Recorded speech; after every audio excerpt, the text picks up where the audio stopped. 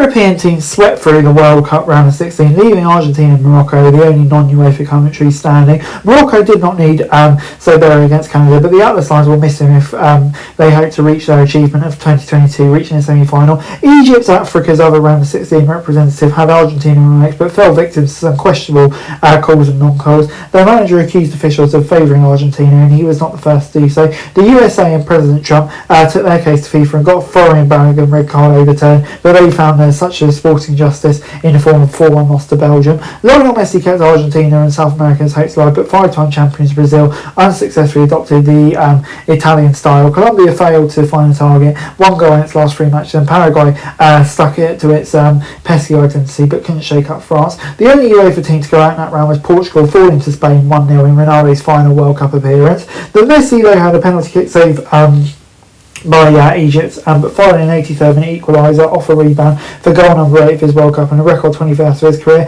Mbappe upped his total to 7th for the tournament, 19 in his career with a 70th minute penalty kick against Paraguay. Haaland finished 2 assists to tie Mbappe with 7 goals. Harry Kane's penalty kick against Mexico gave him 6. But yeah, the big question from this round was poetic justice, or was Belgium simply superior? The US's 4-1 elimination in Seattle ended a hopeful run that attracted record TV audiences, but ended with the team's limitations being exposed. The Red Devils broke press with Thibaut Courtois' long balls, broke down the wings through Trossard and found De Ketelaere with crosses and capitalised on defensive carelessness. The US was impressive going all out against Paraguay in its opener and defeated an European opponent, Bosnia, for the first time since 2002, but struggled to change gears against Turkey and the Belgians. As for the red card decision, it served only to motivate the Red Devils and for Lukaku to show off a Trump-inspired dance step. Like the US, Canada is high press first, asked questions later, no surprise, as its former coach is USA national team midfielder Jesse March.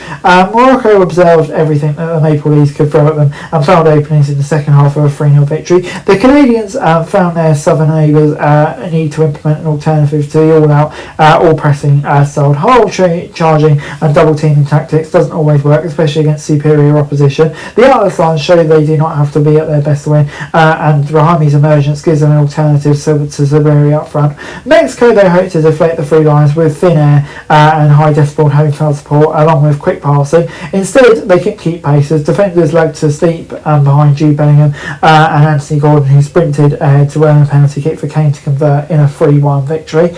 Argentina, though, are vulnerable. 3-2 victory over Egypt, second successive close call against African opposition, revealed their weakness and possibly over-dependence on Lionel Messi. Along the way, Argentina also demonstrated resourcefulness against both Egypt and Cape Verde. Messi had a penalty save, but eventually came through against Egypt. You'd think Messi would be near perfect on penalties, but this was his 34 full-time penalty miss. In the World Cup, this is his second miss of the tournament, his 4 for 8 lifetime. Messi still Argentina's most valuable player though, but holding midfielder Padres has emerged as a key to their tournament.